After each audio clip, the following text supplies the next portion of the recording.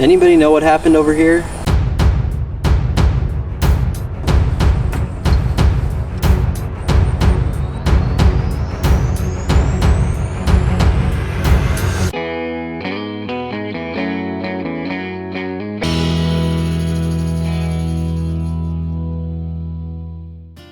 Alright, so we turn our attention today to the front yard, and I've been waiting and debating on what to do with this thing for a while. It started back this summer when I kind of was looking through it and trying to figure out whether I wanted to do a full renovation. Then I decided that was a little bit too much to take on all at once, so I just decided to do that side yard part, which I'm glad that I did just because of how much rain we had. It would have been a big project to keep both sides going at the same time. But now what am I going to do with this side? Because looking at this renovation area, I'm pretty positive that I'm going to want to do a renovation on the front yard. But then the question just becomes, what am I going to do with this until next fall? Because obviously the renovation I will not do in the spring, just much easier to do in the fall and much more successful. So at this point I've been going back and forth because I have all of next spring and into next summer to still take care of this yard. Still like to do some real mowing on it, and it's really bumpy, so I'm trying to figure out a way to take care of that without spending a lot of money on it, and there's good possibility that I'm going to be doing something different with it next year. So with all that in mind, I did some verticutting.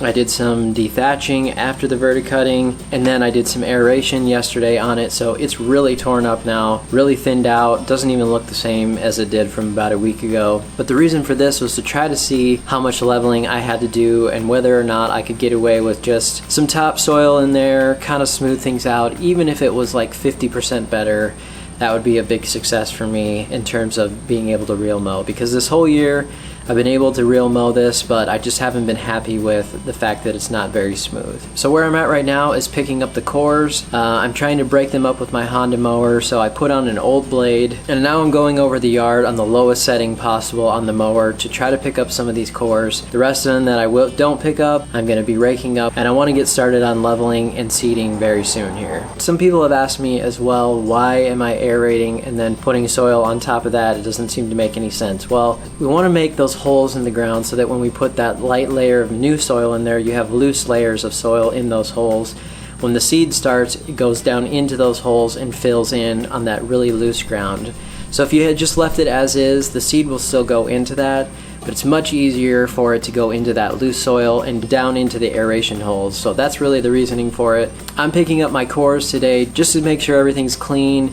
I can see where the low spots are, and then I can start to spread some kind of soil if that's what I decide to do.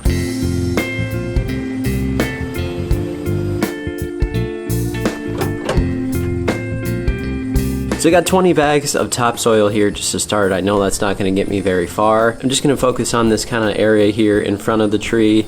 It's really where it's the bumpiest and it's the worst, so I'm going to focus on that part first, see what I have left or see what other dirt I want to get at that point, but we're just going to focus on this area, try to at least get it, like I said, maybe 50% better than it is, and that way I can continue reel mowing for a little while and make it a little bit more enjoyable than just a bumpy ride.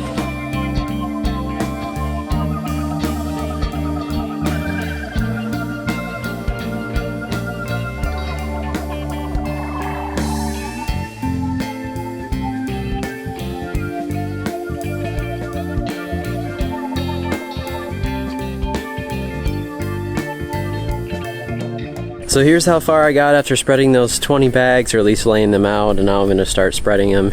Didn't really go as far as I had hoped it would go, but I kind of knew in my mind that it really wouldn't. We'll see how well it spreads here and decide from there what else I'm going to do. I might just kind of, like I said, just focus on this area now, or I might have to go get more soil. Let's see what it looks like after it's all spread.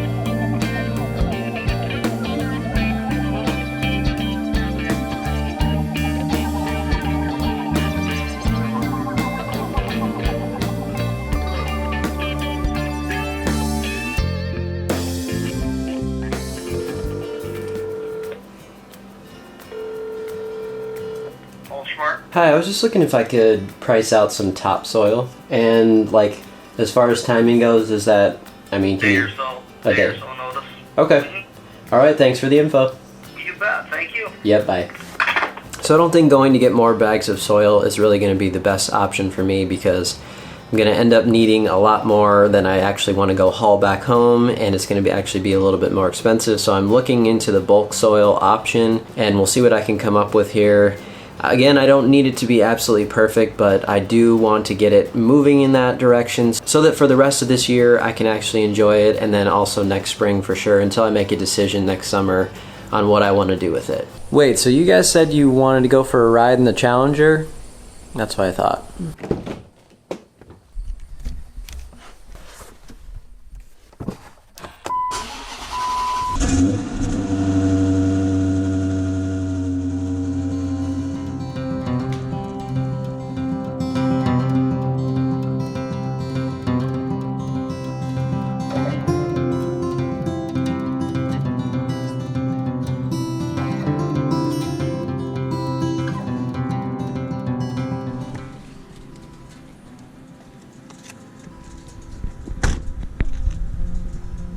Right, so I ordered some bulk soil, just decided to go that route, and I just figured that no matter what I do next year, it's really not going to matter if I start doing the leveling work now. It's actually going to be much easier probably to get it started now, get some sort of grass going in there for this fall, and so I can enjoy the mow this fall, enjoy next spring, and then decide what I want to do at that point. But really in the end, I just figure it's better to get going on it now.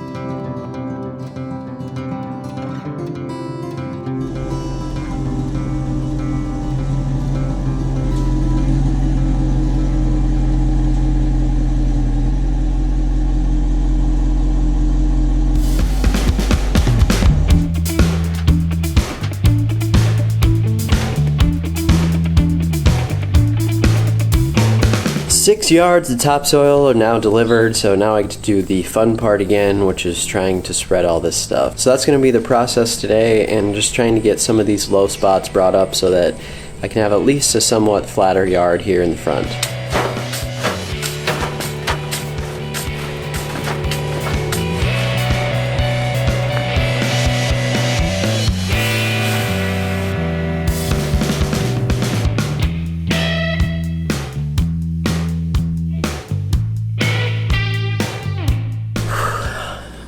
Alright, well, so we're about halfway through that soil now, and it's very, very warm out here.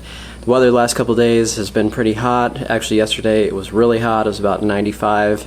Humidity has been really high, and again today the humidity is really, really high. So I got piles laid out now on most of this section of the yard. I have a few more to go. Then I'm going to start to kind of level those out a little bit, see what needs some more. And on the north side of the house as well, I have some areas that I'd like to add some, but I wanted to keep enough soil for this main area here first to make sure I had some for that. So it looks like I'll have enough to do a little bit of work on the other side as well. Let's see what happens.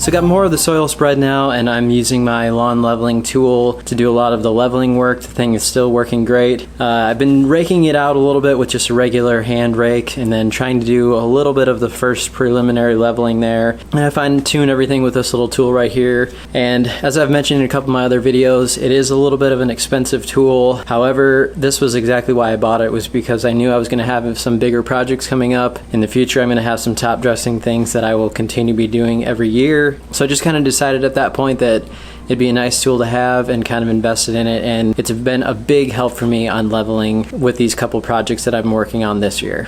Because I have a lot of slopes here on this area this time, I decided to try something a little bit different as far as product goes, and use this instead of peat moss. I did a little bit of peat moss area, but I just kind of wanted to try this out, see what the differences are, and so this is what I'm using.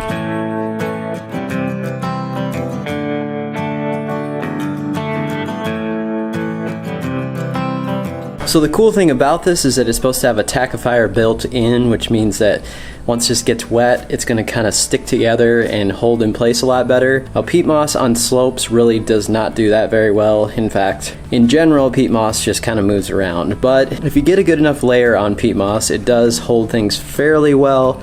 So this was just a little bit of an experiment for me because I've never used a straw product. So most people don't use straw because they're worried about weeds, and this is supposed to be 99% weed free, so there's the 1% there that we don't know what could happen. However, with Tenacity, which I will be spraying on this before I start watering it, I'm not as worried about those things because Tenacity has proven to me on my side renovation that it does work very well. So even if some weeds come up here, I'm hoping that Tenacity will take care of them, and I can always start to hand pick things like I have been with my other renovation area.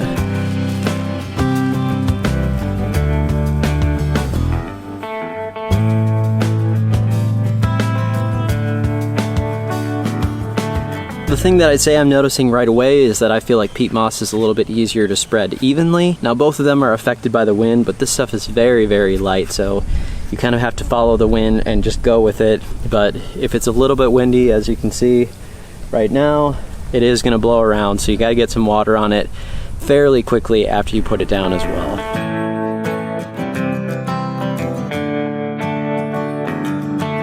It's supposed to be about 500 square feet, but I just kind of wanted to give you a real world example there of what it looks like on my yard so you get kind of an idea of that. Also, I had this whole area right out in here covered with peat moss yesterday before it rained. And it rained a decent amount, but it wasn't an extreme storm, and you can kind of see how it's all washed around. So that's the downside and kind of what I wanted to test versus what that does versus the mulch.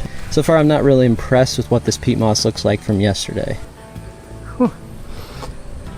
I'm dirty again, got a lot of dust in my nose, probably should have worn a mask, but I'll be okay. So there it is, the finished product, and 3 bags got me coverage on all my north yard and then all of this front yard and just that tiny little strip on the boulevard area there. So I think that's about 2,500 square feet or so.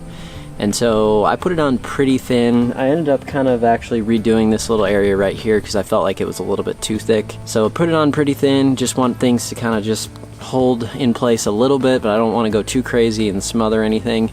So just for reference, I used 3 bags and it looks pretty good so far.